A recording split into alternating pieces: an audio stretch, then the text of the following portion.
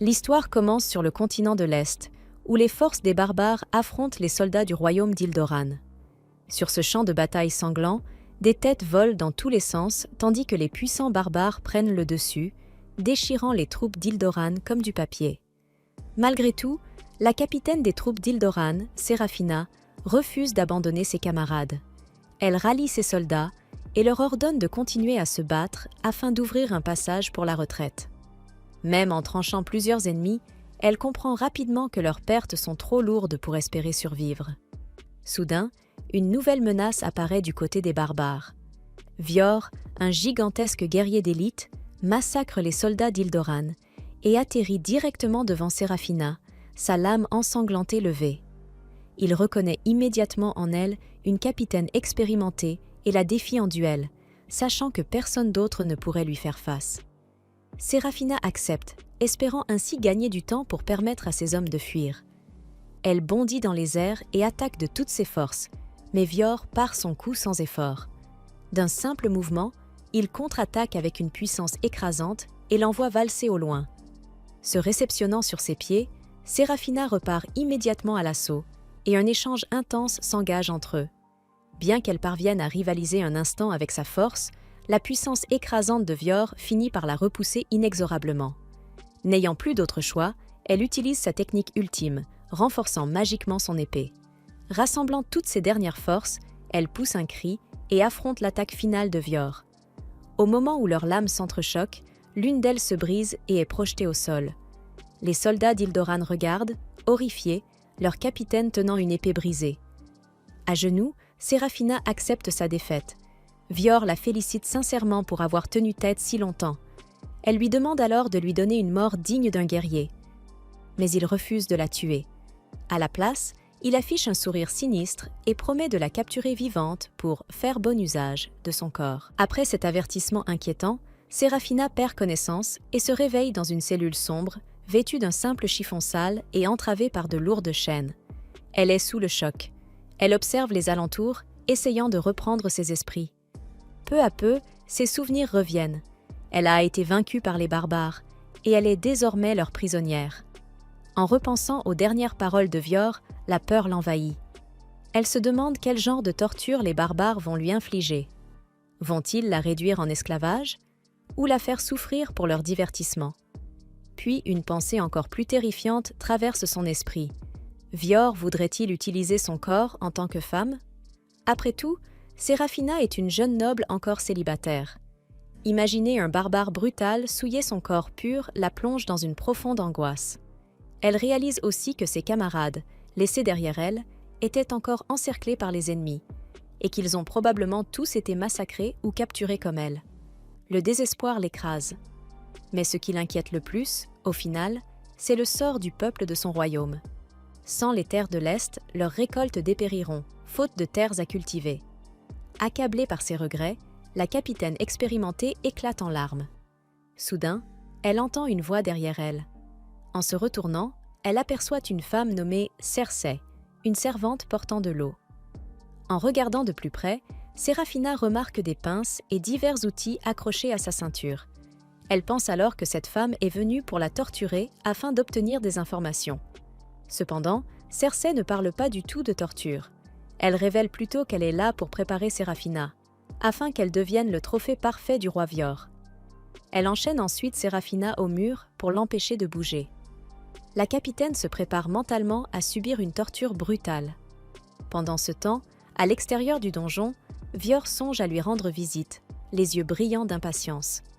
De retour dans la cellule, Séraphina est désormais nue, tandis que Cersei nettoie son corps avec un linge humide. Troublée, Séraphina lui demande pourquoi elle met tant de soin à traiter une esclave comme elle. Cersei répond simplement que son corps était couvert de saleté après la bataille, et qu'elle ne fait que la nettoyer.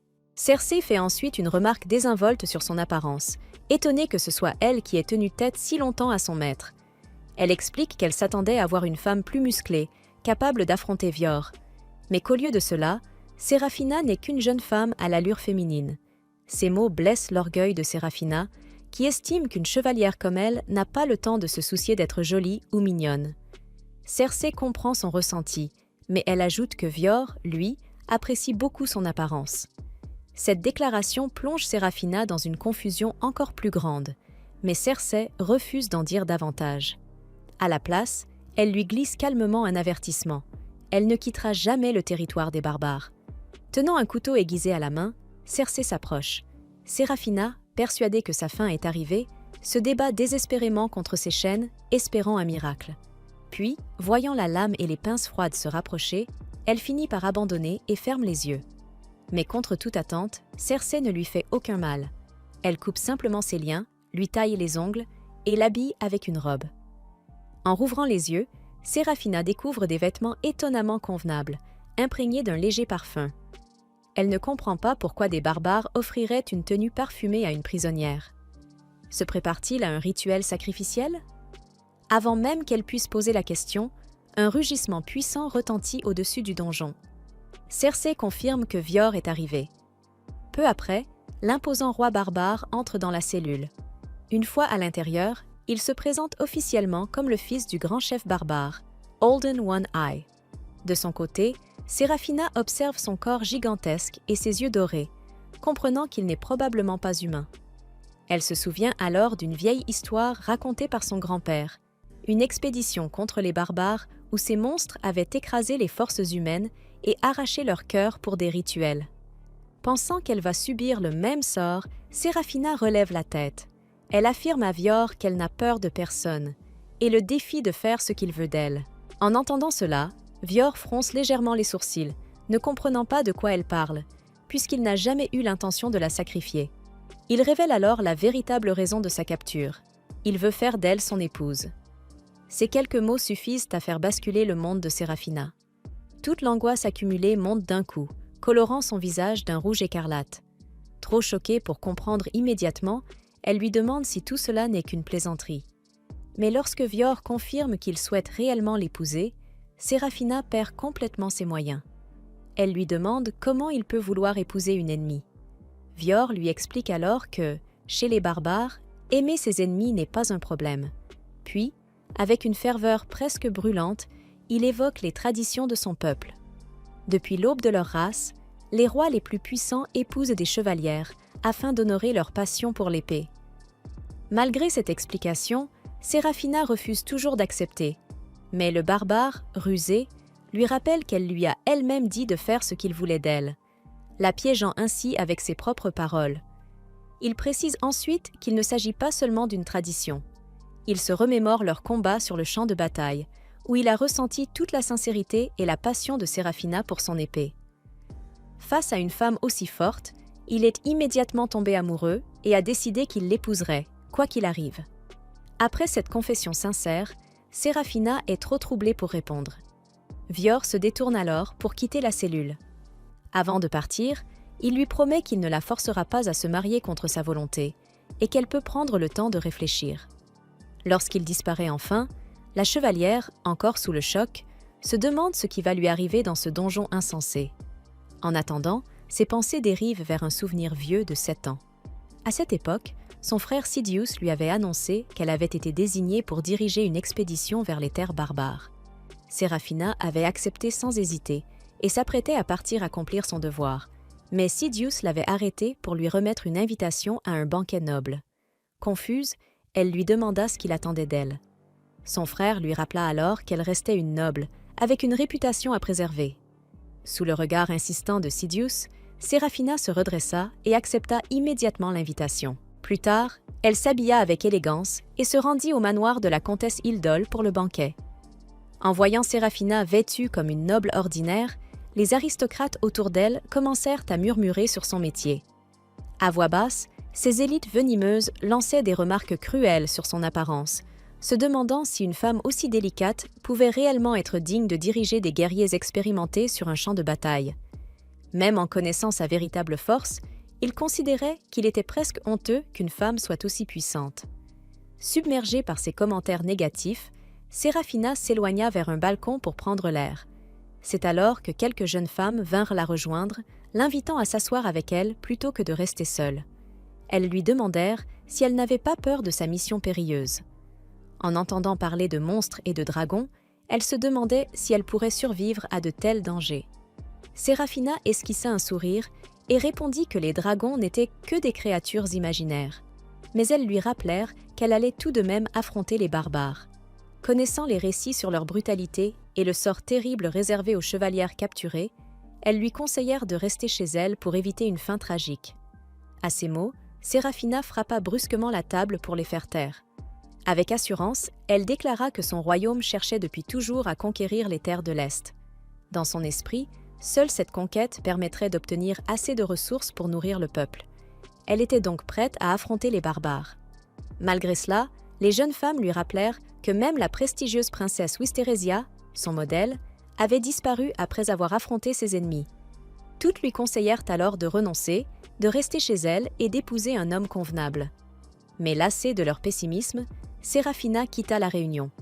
Plus tard, alors qu'elle rentrait en calèche, elle ressentit un profond dégoût envers ces nobles qui se régalaient de festins luxueux pendant que le peuple souffrait de la faim dans les rues. En rentrant chez elle, Séraphina était tombée sur un homme pauvre en train de se faire attaquer par 3 garçons affamés, poussés au vol par la misère. Sans hésiter, elle s'était interposée pour le protéger et avait ordonné aux agresseurs de reculer. Acculés, les jeunes avaient tenté de l'attaquer avec leurs outils agricoles, mais la chevalière les avait vaincus sans difficulté. Alors qu'ils pensaient leur dernière heure arrivée, Séraphina, prise de compassion, leur avait offert son précieux collier. Bouleversés, les garçons l'avaient remerciée et juré de ne plus jamais faire de mal à qui que ce soit. Après leur départ, le cœur de Séraphina s'était serré face à la détresse de son peuple, et elle s'était jurée de revenir victorieuse de l'Est pour apporter la paix à son royaume. Quelques jours plus tard, avant de partir en expédition, elle s'était recueillie en hommage à la princesse disparue Wisterésia. Mais son frère Sidious était apparu derrière elle, furieux qu'elle n'ait pas trouvé de mari lors du banquet. Séraphina lui avait rappelé qu'elle s'apprêtait à combattre pour leur royaume, mais le prince, fier et inflexible, avait affirmé qu'une femme n'avait pas sa place sur le front, criant son nom avec colère. Soudain, sa voix s'était transformée en celle de Vior. Le barbare s'était avancé vers elle, tendant la main avec détermination, décidé à faire d'elle sa femme quoi qu'il arrive. Au moment où il la saisissait, le cauchemar de Séraphina prit fin. Elle se réveilla en sursaut, couverte de sueur froide. Un ronflement puissant résonnait près d'elle. En tournant la tête, elle aperçut Vior endormi à ses côtés. La vue de son corps imposant la ramena brutalement à la réalité, et un frisson glacé la parcourut, terrifiée à l'idée de devoir affronter son destin en tant que future. La jeune fille, totalement paniquée, se mit à crier sans contrôle, réveillant aussitôt le propriétaire de l'épée. D'un ton brusque, elle exigea de savoir ce qu'elle faisait dans la chambre d'un homme adulte, et surtout pourquoi il était complètement nu. Vior, imperturbable, esquissa un sourire amusé. Il remarqua qu'elle avait déjà beaucoup d'énergie pour quelqu'un qui venait à peine de se réveiller, et qui semblait en parfaite forme, malgré ce qui s'était passé la veille. Mais lorsque Séraphina aperçut l'épée du barbare pointée dans sa direction, son cœur se serra. Elle n'était même pas sûre de vouloir connaître la vérité. Pourtant, elle se souvenait clairement d'une chose. Il avait juré de ne rien lui imposer. Vior, comme pour esquiver le sujet, lui dit simplement de ne pas s'inquiéter de ces détails. Cette réponse ne fit qu'attiser sa colère. Être capturée par des barbares était déjà une honte insupportable pour sa famille. Alors, imaginer le pire, porter l'enfant de cet homme, était tout simplement inconcevable. Déterminée, elle saisit l'épée de Vior, la lui rendit, puis, d'une voix ferme, lui demanda de la tuer immédiatement. Pris de court, le barbare écarta la lame d'un geste rapide, presque inquiet qu'elle puisse se blesser. Il lui demanda ce qu'elle racontait, croyant plutôt qu'elle voulait le tuer, lui. Séraphina, le regard chargé de honte, expliqua qu'après avoir subi une défaite humiliante sur le champ de bataille, elle avait tenté d'attaquer un ennemi désarmé dans un acte désespéré. À ses yeux, elle avait trahi son honneur de chevalier. Elle devait être punie pour cette faute impardonnable. Vior resta silencieux un instant, visiblement perplexe. Puis il répondit simplement, d'un ton hésitant, que c'était compliqué. En vérité, il ne comprenait pas pourquoi quelqu'un devrait mourir pour des notions comme l'honneur ou la réputation. Ces mots piquèrent Séraphina au vif. Elle l'accusa aussitôt de ne pas accorder de valeur à ses principes, simplement parce qu'il n'était qu'un barbare. À cet instant, la porte s'ouvrit brusquement. Cersei entra dans la pièce, surprenant une nouvelle fois Séraphina. Elle apportait des vêtements secs pour son maître et fit remarquer, avec un certain détachement, que la jeune fille avait eu de la chance de se réveiller sans séquelles. Elle expliqua que la veille, lorsqu'ils avaient été capturés la prisonnière, la dose du somnifère avait été légèrement trop forte. Résultat, la pauvre s'était mise à vomir avant de perdre connaissance. Peu à peu, les pièces du puzzle commencèrent à s'assembler dans l'esprit de Sérafina. Peut-être que rien ne s'était passé comme elle l'avait imaginé. Vior confirma alors la vérité. Comme elle avait été affectée par une toxine paralysante, il l'avait simplement amenée dans sa chambre par précaution. Et à part une erreur de dosage, il ne lui avait absolument rien fait. À ces mots, Sérafina changea brusquement d'attitude. Le regard dur, elle demanda à Vior de lui rendre son épée, pour le trancher. L'homme éclata presque de rire, amusé par une telle détermination. Sans se laisser perturber, il lui lança simplement de le rejoindre dans la salle commune pour le petit déjeuner, ajoutant avec désinvolture qu'elle était, après tout, sa future fiancée. Affamé après la bataille, il quitta la pièce sans attendre. Restée seule, Sérafina tomba à genoux. Un profond sentiment d'humiliation l'envahit. Être traitée avec une telle normalité par des barbares, alors qu'elle était chevalière d'Ildren, lui semblait insupportable. Ses pensées dérivèrent vers son grand-père. C'était lui qui lui avait appris l'art de l'épée, après qu'elle l'ait supplié de le faire. Il avait été surpris par son talent naturel, mais aussi inquiet. Il lui avait dit un jour qu'elle aurait sans doute été plus heureuse si elle était née homme, ou si elle avait abandonné ce rêve absurde de devenir chevalier. Dans son pays, les femmes n'avaient pas leur place sur le champ de bataille. Son propre frère ne manquait jamais de le lui rappeler, se moquant des fiançailles qu'elle avait brisées les unes après les autres pour poursuivre cette vie. À ses yeux, elle n'était qu'égoïste. Et il répétait toujours la même phrase. Il est impossible de faire de la politique avec une épée. Ses souvenirs lui serrèrent le cœur. Pourtant, une autre pensée s'imposa à elle. Vior. Le premier regard qu'il lui avait porté n'était pas rempli de mépris, mais d'admiration. Il avait vu sa force, son talent, et il était même tombé amoureux à cause de cela. Mais Sérafina secoua la tête. Elle refusait de se laisser attendrir par de telles paroles. Ils n'étaient que des barbares. Et elle, une simple prisonnière. Tôt ou tard, elle devrait se battre pour survivre avec les maigres rations qu'on lui accorderait. Se préparant mentalement à cette épreuve, elle descendit enfin pour le petit déjeuner. Mais ce qu'elle découvrit la laissa sans voix. Devant elle se trouvait un énorme morceau de viande, gras et juteux. Le genre de repas impensable dans les terres arides dont elle venait. Sans même lui demander son avis, le barbare découpa un quart de la pièce et le déposa dans son assiette. Un morceau, presque aussi grand qu'elle. Encore sous le choc, Sérafina observa la scène en silence. Puis, lentement, une conclusion s'imposa à elle. C'était une stratégie. Oui, cela devait être ça. L'ennemi cherchait à briser sa volonté de chevalier, en la traitant bien, en la nourrissant comme une reine. Ils espéraient la dompter, mais elle ne tomberait pas dans ce piège. Jamais. D'une voix ferme, elle déclara qu'elle préférait mourir plutôt que d'accepter la charité de barbares. À cet instant précis, son estomac grogna bruyamment. Un silence gênant s'installa, et, pour la première fois, Sérafina commença à douter. Peut-être ne serait-elle pas capable de mourir de faim aussi facilement qu'elle le pensait. Une fois encore, Sérafina releva la tête et demanda froidement qu'on mette fin à sa vie sur le champ. Vior haussa un sourcil, visiblement amusé. Est-ce une tradition de l'Ouest, de demander à mourir à tout bout de champ? Puis, d'un ton plus posé, il ajouta « La faim est le signe que ton corps veut vivre.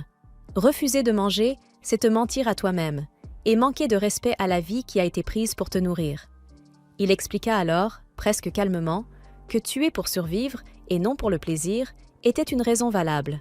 Selon lui, les expéditions de l'Est devaient sûrement fonctionner de la même manière. Puis, il lui adressa un sourire simple, mais étrangement sincère. « Mange. » Contre toute attente, Sérafina fut troublée par cette expression. À ce moment-là, Cersei se pencha discrètement vers elle et murmura à son oreille. « Le chef a chassé cette proie spécialement pour vous accueillir, future épouse. » Elle expliqua que, la veille, après l'avoir enfermée, Vior était parti seul chasser, afin qu'un véritable festin l'attende à son réveil. Elle ajouta que son maître n'était pas un simple barbare. Il possédait un titre, une réputation, quelque chose qui se rapprochait de la royauté occidentale. Si Vior était réellement le fils de ce grand chef, alors il était en quelque sorte un prince. Cersei conclut doucement. Un homme de son rang a fait cet effort pour vous. Il serait convenable d'y répondre avec un minimum de courtoisie. Ces mots frappèrent Séraphina de plein fouet. Refuser serait indigne d'un chevalier. Alors, avec une certaine hésitation, elle découpa un morceau de viande et le porta à ses lèvres. Dès la première bouchée, son monde bascula. La saveur était si riche, si intense, qu'elle en resta figée. Ses yeux s'embuèrent. Sans s'en rendre compte, elle se mit à pleurer, tout en laissant échapper un léger filet de salive. C'était divin, un véritable paradis barbare. Vior, intrigué, pencha la tête. « Ce n'est pas bon ?» Séraphina sursauta, essuya précipitamment sa bouche et détourna le regard. Rougissante, elle répondit d'un ton forcé. « C'est acceptable, rien d'extraordinaire. » Mais son trouble la trahissait complètement. Concernant cette histoire de fiançailles, elle ne pouvait pas encore se prononcer. Cependant, elle accepta de lui pardonner l'incident avec la potion paralysante. Puis, tentant de reprendre contenance, elle demanda d'un ton plus sérieux. « De quel animal provient cette viande ?» Vior esquissa un sourire en coin. « Pourquoi ne pas regarder par toi-même » Il désigna la fenêtre. « Ils sont en train de le découper en ce moment même. » Poussée par la curiosité et déjà en train d'imaginer élever une telle créature dans son royaume, Séraphina s'approcha de la fenêtre. Mais à peine posa-t-elle les yeux dehors que son souffle se coupa. Ce n'était pas un simple animal, c'était un dragon, une créature qui, à l'ouest, n'existait que dans les légendes, connue pour cracher du feu et empoisonner ses victimes. Vior confirma calmement. Oui, c'en était bien un. Enfin, en quelque sorte. Il existe plusieurs types de dragons, précisa-t-il. Mais avant même qu'il ne puisse continuer, il remarqua quelque chose. Séraphina n'avait pas arrêté de manger une seule seconde.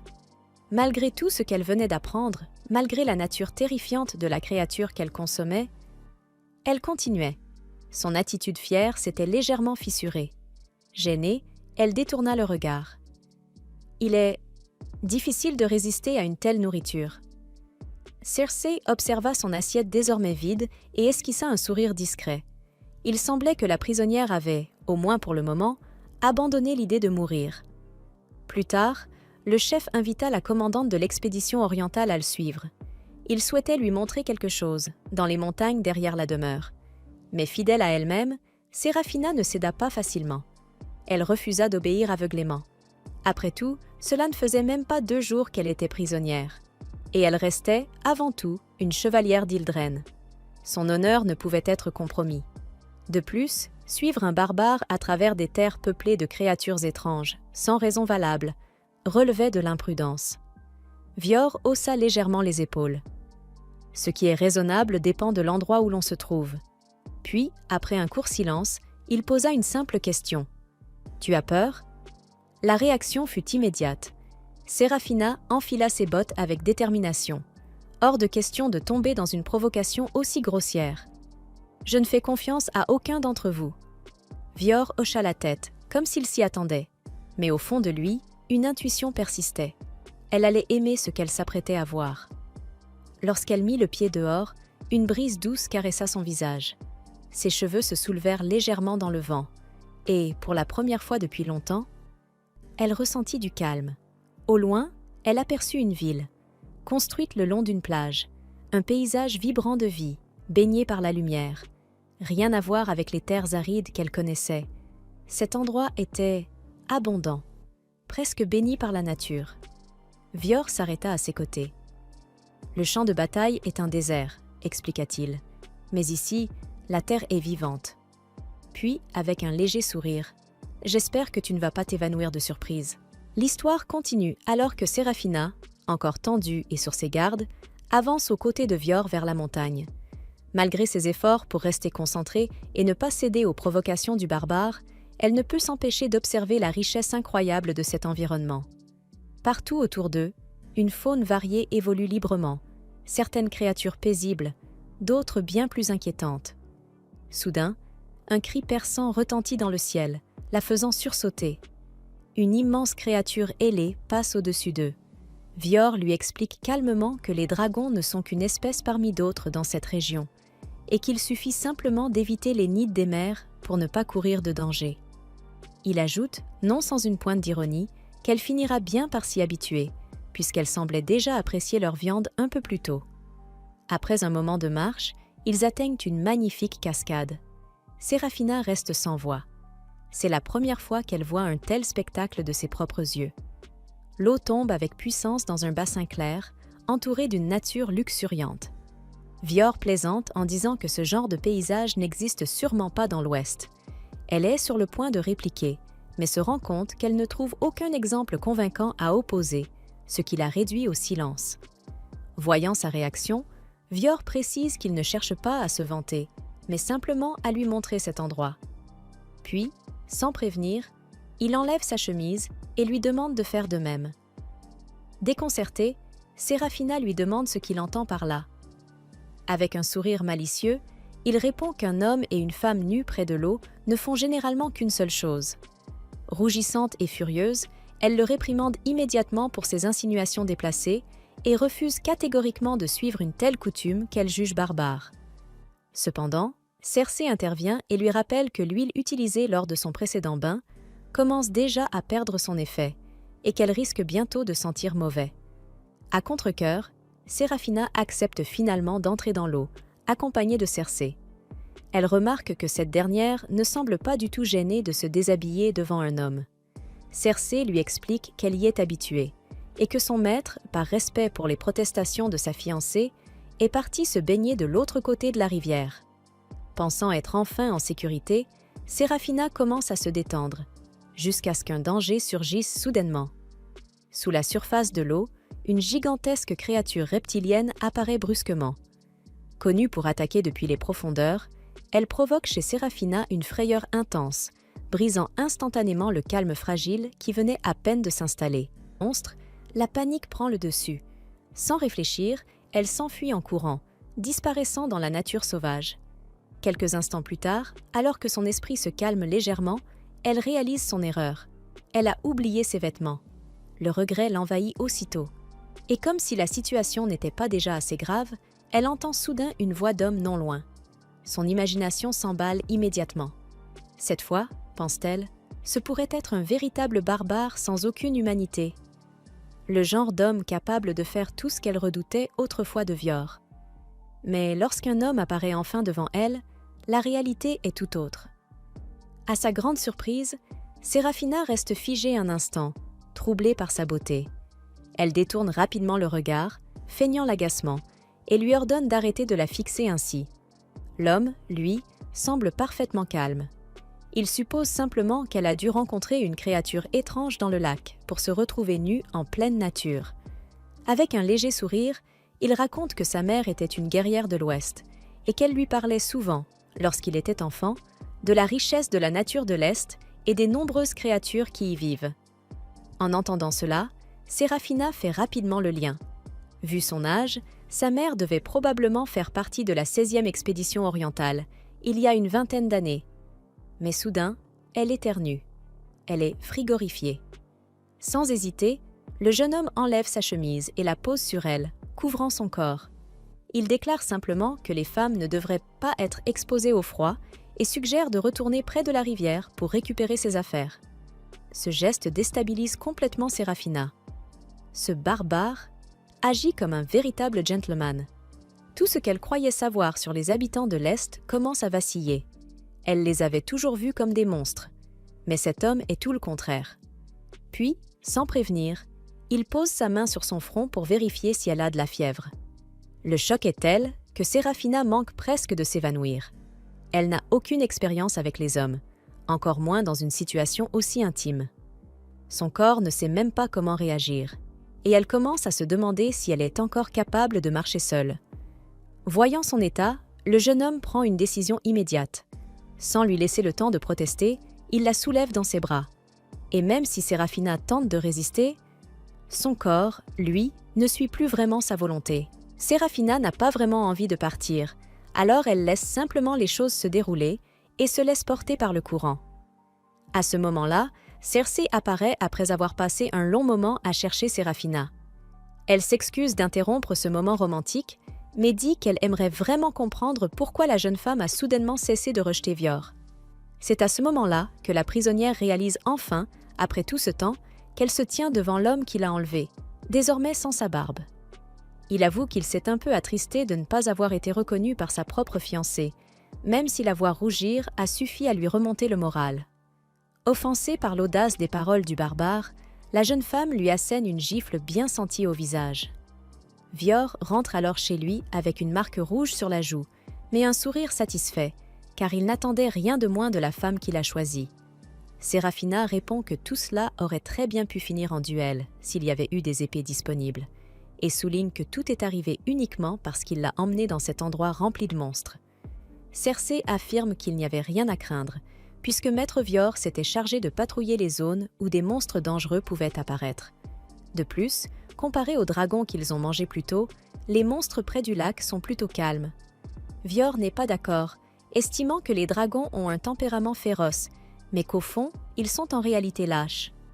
En parlant de cela, il se réjouit d'avoir vu aujourd'hui différentes expressions chez la femme dont il est tombé amoureux, et affirme que chasser un dragon n'était rien comparé à ce qu'il ferait pour elle.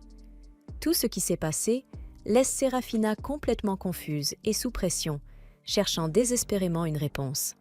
Elle fait clairement savoir qu'elle ne sait toujours pas quoi penser de ses fiançailles, puis elle s'en va, essayant de comprendre comment elle s'est retrouvée dans cette situation. De son côté, il est vrai que le visage rasé de Vior ne quitte pas ses pensées, même si elle essaie de l'ignorer. Cependant, quelques jours plus tard, au grand désarroi de la jeune femme, le barbare a de nouveau laissé pousser. Quelques jours plus tard, Sérafina écoutait avec impatience tandis que Vior l'invitait à une réunion avec les membres de son clan. Il lui montra le lieu de rencontre, qui était la plus ancienne et la plus grande colonie de la race des barbares, appelée le village du lac. Sérafina remarqua l'emplacement du village, mais elle se demanda ensuite pourquoi Vior lui révélait des informations potentiellement militaires. Elle se demanda s'il la sous-estimait et lui rappela qu'elle pouvait à tout moment s'échapper vers son pays natal et transmettre ces informations à son armée. En entendant cet avertissement, Vior éclata de rire. Il lui rappela qu'elle était tombée sous le charme de son visage rasé quelques jours auparavant, et qu'il n'y avait donc aucune chance qu'elle veuille lui faire du mal. Il pensait aussi pouvoir facilement faire d'elle sa femme, donc il ne s'inquiétait pas qu'elle divulgue des informations sensibles. Pendant qu'ils se disputaient sans arrêt, Circe remarqua qu'ils agissaient déjà comme un couple marié. Après un certain temps, ils arrivèrent tous au lieu de réunion, où Sérafina se retrouva entourée d'une centaine d'hommes intimidants. Armés jusqu'aux dents, chacun de ces barbares aguerris suppliait Vior de leur donner une chance de croiser le fer avec la capitaine. Sérafina pensa que son heure était enfin venue, puisque les barbares voulaient la tuer pour venger leurs camarades. Cependant, Vior leur ordonna de reculer et de lui offrir un accueil digne au sein de leur tribu. À l'ordre de leur chef, tous les barbares au sang chaud se calmèrent et laissèrent de l'espace à Sérafina. En voyant leur visage joyeux, elle se demanda pourquoi ils étaient tous réunis ici s'ils ne cherchaient pas à la tuer. Vior expliqua qu'ils étaient simplement là pour lui souhaiter la bienvenue, tout en espérant obtenir un combat amical contre elle. Cela la rendit encore plus confuse, et elle demanda pourquoi aucun d'entre eux ne désirait se venger. Vior posa directement la question aux barbares. Tous déclarèrent sérieusement qu'ils ne ressentaient aucune haine, puis ils se mirent en formation de guerriers pour l'accueillir dans la tribu. Sérafina ne leur faisait toujours pas confiance, pensant qu'ils ne faisaient qu'obéir aux ordres de leur chef. Malgré cela, elle suivit Vior et Circé et entra dans la formation. Alors qu'ils marchaient, l'un des barbares se mit soudain à pleurer et rompit la formation derrière Sérafina. Inspiré par son courage, il la félicita pour son incroyable démonstration d'arts martiaux sur le champ de bataille. Sérafina resta sans voix, et bientôt d'autres barbares se joignirent à lui, louant à la fois sa beauté et ses compétences. Elle en fut complètement déstabilisée, recevant autant d'éloges de la part de ses ennemis. Mais Vior lui rappela que les barbares respectaient la force, peu importe à qui elle appartenait. Elle continua alors à le suivre plus profondément dans le village. En marchant, elle observa une communauté paisible occupée à traiter des animaux. Soudain, Vior s'arrêta devant une maison où de l'eau était en train de bouillir. Il dit à Cersei et à Séraphina qu'elle resterait ici pendant qu'il allait rencontrer les anciens, puis il annonça sa présence aux habitants. Peu après, une femme aimable sortit de la maison et demanda ce que Vior voulait. Il lui présenta Séraphina comme sa femme et lui demanda de prendre soin d'elle en son absence. Surprise, la femme tomba immédiatement sous le charme de la beauté de Séraphina. Elle l'entraîna à l'intérieur sans même écouter ses protestations. À l'intérieur, la femme s'excusa pour son comportement brusque, mais Séraphina lui pardonna. Ensuite, elle appela son fils, Gator, et lui demanda d'aller chercher des herbes médicinales. Le petit garçon fouilla dans une grande boîte pendant que sa mère soulevait le couvercle pour l'aider. Il finit par trouver une pochette d'herbes que la femme ajouta à l'eau bouillante pour préparer du thé. Séraphina se demanda si c'était une habitude chez les barbares de mettre des herbes dans leur thé, et la femme confirma d'un signe de tête. Une autre femme remarqua alors qu'il faudrait plus d'eau bouillante pour en préparer suffisamment pour tout le monde, et elle envoya les enfants chercher du bois supplémentaire. Séraphina fut impressionnée de voir que les jeunes enfants barbares étaient déjà si forts et indépendants.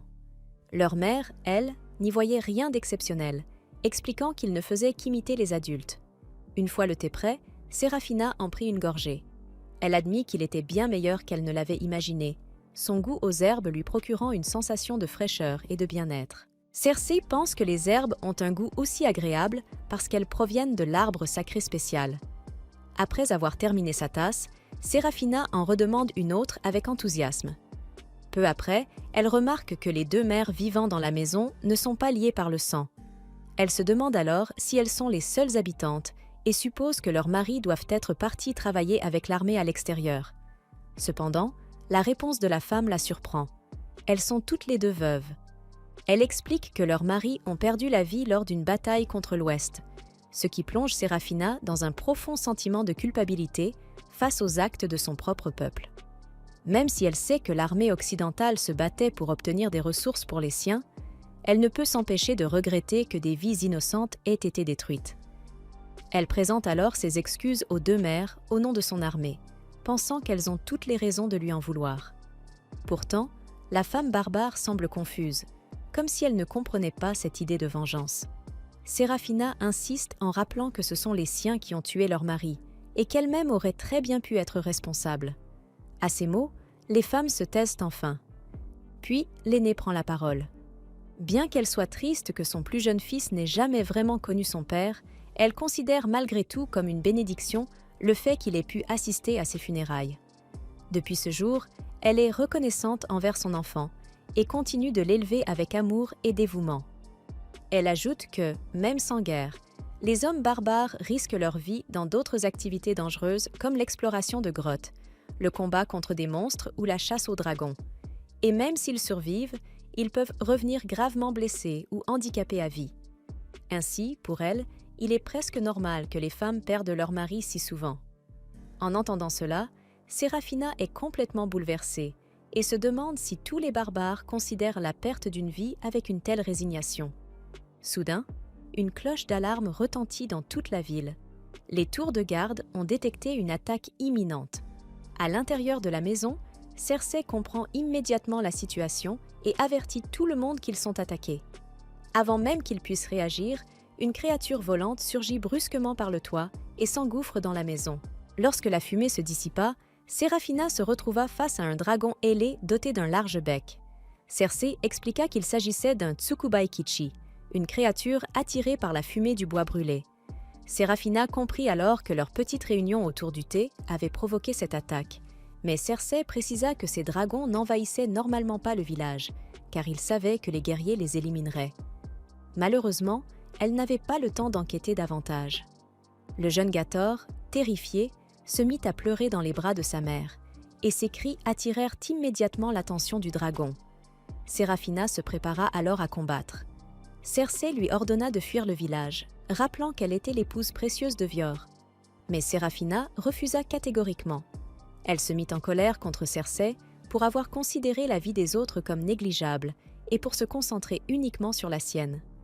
Elle lui rappela qu'elle n'était pas une princesse fragile à protéger. Fière de son rang de capitaine des chevaliers d'Eldora, Séraphina fit face au dragon avec une simple pince chauffée. Lorsque la créature rugit, elle la repoussa en utilisant l'outil comme une batte. Cersei, choquée, lui cria qu'elle ne pourrait jamais vaincre un dragon avec un simple ustensile de cuisine. Mais Séraphina ne voulait plus discuter et lui ordonna de s'enfuir. Elle remarqua aussi que l'attaque du dragon était bien moins puissante que celle de l'épée de Vior, ce qui renforça sa confiance. Déterminée à protéger les personnes derrière elle, Séraphina bondit vers la tête du dragon et lui planta la pince en plein dans l'œil. Tandis que Cersei continuait de la regarder, Séraphina lui ordonna de partir et de cesser de perdre du temps. Finalement, Cersei comprit qu'elle mettait la vie de Séraphina en danger en la distrayant et quitta la maison. Après son départ, Séraphina provoqua le dragon, l'invitant à l'affronter. Pendant ce temps, ailleurs dans le village, les guerriers barbares avaient immobilisé un autre dragon. Profitant de cette ouverture, Vior chargea et lui trancha la tête d'un coup. Il demanda ensuite combien d'autres créatures attaquaient encore le village. Un soldat lui répondit qu'il en restait 3. Vior lui ordonna alors de partir à la recherche des villageois qui n'avaient pas encore été évacués, ce que le soldat accepta immédiatement. De son côté, Vior pensa que Séraphina devait être en sécurité, convaincu que Cersei l'avait aidé à fuir. Après avoir apaisé ses propres inquiétudes, Vior rallia les barbares afin de sécuriser le reste du village et abattit 2 autres dragons parmi ceux qui restaient. Une fois ces 2 créatures vaincues, il se demanda où pouvait bien se trouver le dernier. Soudain, Cersei accourut vers lui, sans Séraphina à ses côtés. Elle lui annonça qu'un dragon avait attaqué la maison où elle séjournait, mais avant même qu'elle ne termine sa phrase, Vior la dépassa à toute vitesse. Près de la maison, Séraphina fuyait le dragon, réalisant que la créature volante était bien plus rapide qu'elle à découvert. Incapable de lui échapper, elle se retourna et se prépara à un dernier combat. Bien que le dragon soit lui aussi épuisé par l'affrontement, il se jeta sur elle à une vitesse fulgurante. Cette fois, son bec tranchant brisa la pince, laissant Séraphina totalement sans défense. Elle pensa alors que, après avoir fait preuve de compassion envers ses ennemis sans défense, elle pouvait mourir en chevalier, son honneur intact. Lorsque le dragon s'approcha pour lui porter le coup fatal, elle ferma les yeux, sans même tenter de résister. Mais au moment où elle se préparait à mourir, Vior surgit derrière elle en criant de se couvrir les oreilles. Surprise, Séraphina obéit, et aussitôt, Vior poussa un rugissement puissant en direction du dragon. Le vacarme assourdissant détruisit les tympans de la créature, et il en profita pour la trancher en 2. En voyant le dragon s'effondrer devant elle, Séraphina resta figée, tandis que Vior s'excusait d'être arrivé en retard.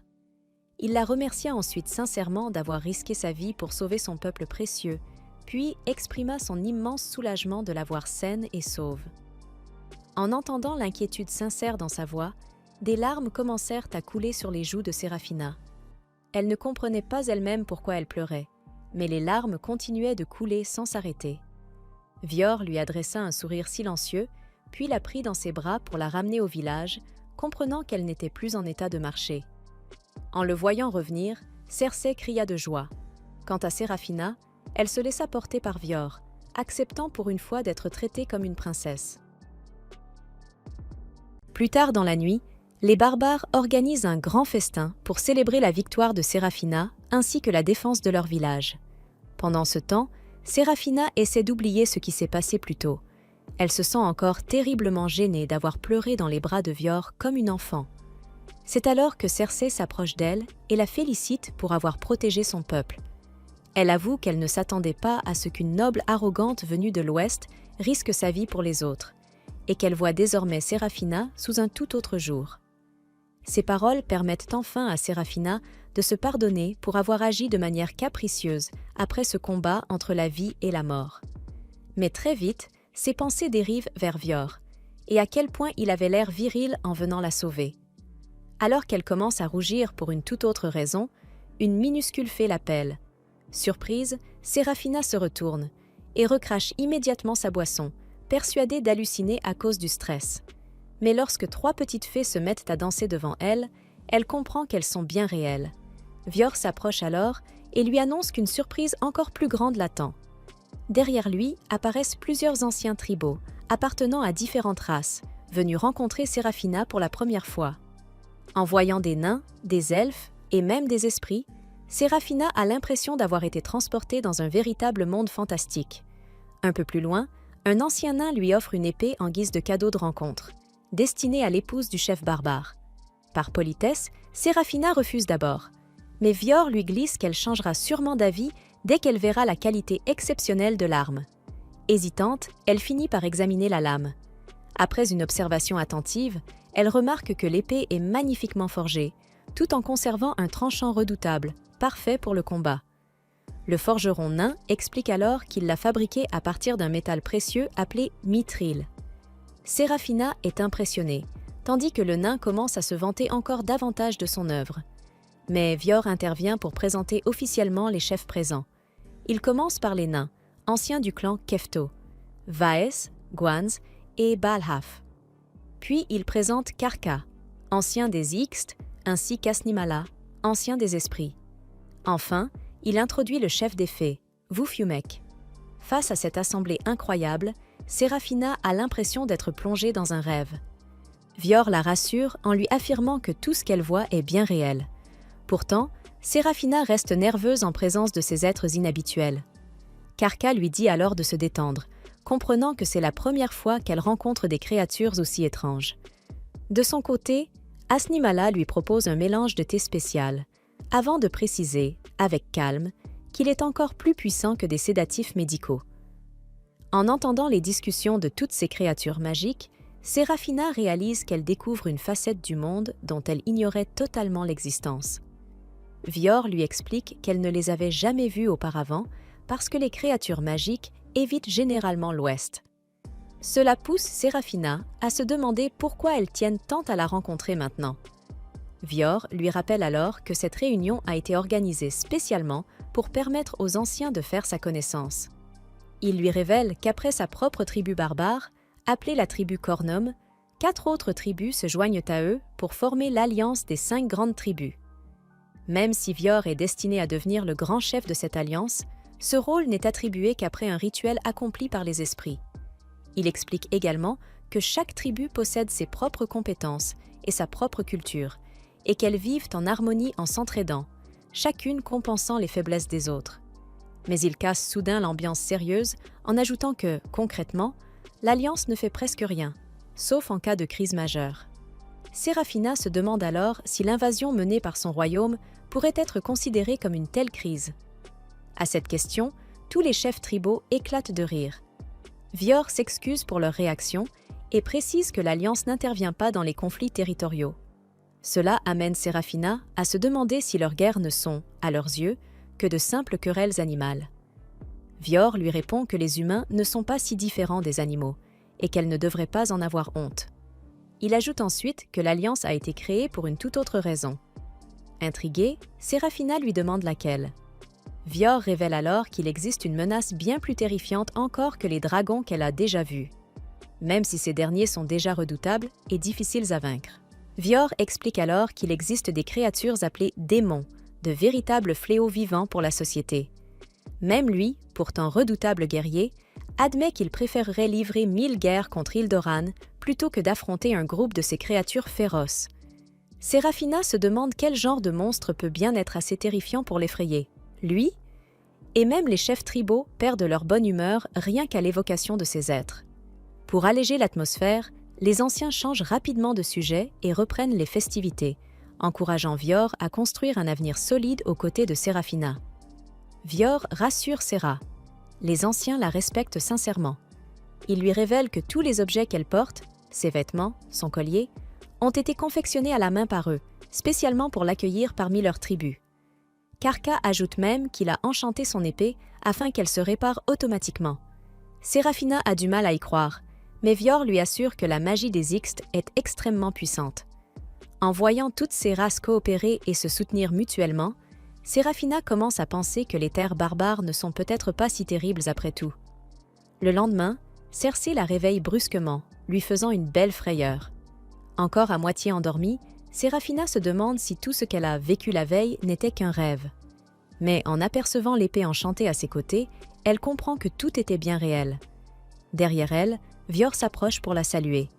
Lorsqu'elle se retourne, elle devient toute rouge. Il s'est encore rasé la barbe. Amusé par sa réaction, Vior se contente de sourire avant de l'appeler pour le déjeuner. Soudain, Cersei lui enfonce un sandwich dans la bouche. Surprise, Séraphina découvre qu'il est délicieux. Curieuse, elle demande d'où vient la viande, et Cersei lui répond tranquillement qu'elle provient du dragon qu'elle a tué. Séraphina trouve alors que la volaille barbare est excellente, tandis que Cersei est choquée de l'avoir considéré des dragons dangereux comme de simples poulets. Une fois rassasiée, Vior lui demande de l'accompagner pour rencontrer quelqu'un.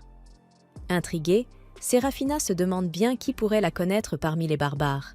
Mais Vior, quelque temps plus tard, ils arrivent devant une maison tout à fait ordinaire, où une femme les attend. Cette dernière accueille Séraphina avec un sourire chaleureux et la félicite d'avoir protégé une famille sans défense contre un dragon féroce. Troublée, Séraphina se demande qui elle est, incapable de la reconnaître. En entendant cela, la femme comprend qu'elle a beaucoup changé au fil des années. Elle se présente alors, Nilia, une ancienne chevalière qui servait autrefois sous les ordres de Séraphina. À l'évocation de ce nom, Séraphina se souvient immédiatement d'elle, une jeune femme passionnée et déterminée. Depuis qu'elle avait rejoint son unité, Nilia était devenue son bras droit, l'accompagnant dans de nombreuses missions importantes. Ensemble, elles avaient combattu courageusement les barbares, toutes deux animées par le désir de ramener des ressources pour le royaume d'Ildoran. Mais lors d'une mission, tout avait basculé. Séparée de Séraphina, Nilia avait été vaincue par un soldat barbare, puis capturée. En se remémorant cet événement, Séraphina reste bouche bée. La femme devant elle, est-elle vraiment cette même Nilia? C'est alors qu'elle remarque son ventre arrondi. Nilia lui annonce tranquillement qu'elle est enceinte de son deuxième enfant. À cette révélation, le monde de Séraphina semble vaciller. Nilia l'invite alors à entrer chez elle pour discuter plus calmement. À l'intérieur, elle explique qu'après avoir entendu parler du « chevalier au casque de cristal », elle a compris que les barbares avaient capturé son ancienne capitaine. Séraphina est stupéfaite d'apprendre que Nilia a fondé une famille. Nilia raconte que le soldat barbare qui l'avait vaincue lui a proposé de l'épouser, et qu'elle a accepté. Depuis, elle vit paisiblement dans ce village avec son mari et ses enfants. Aujourd'hui, sa vie de jeune chevalière fougueuse lui semble appartenir à une autre personne. Séraphina se demande alors pourquoi Nilia a demandé à Vior de l'amener ici. Après tout, une simple villageoise ne devrait pas convoquer le grand chef pour une affaire ordinaire.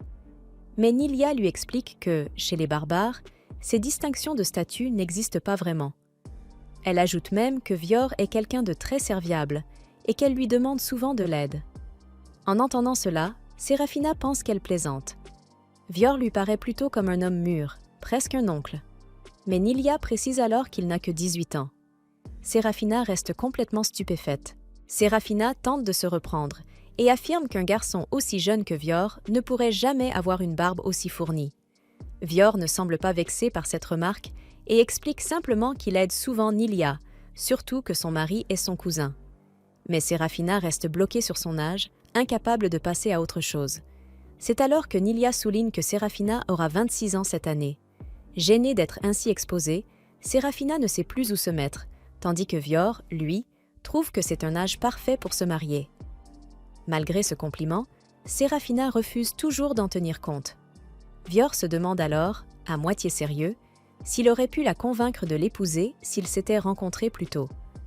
Soudain, Séraphina abat violemment sa lame et déclare avec fermeté que, peu importe le moment où ils se seraient rencontrés, elle ne deviendrait jamais l'épouse d'un ennemi.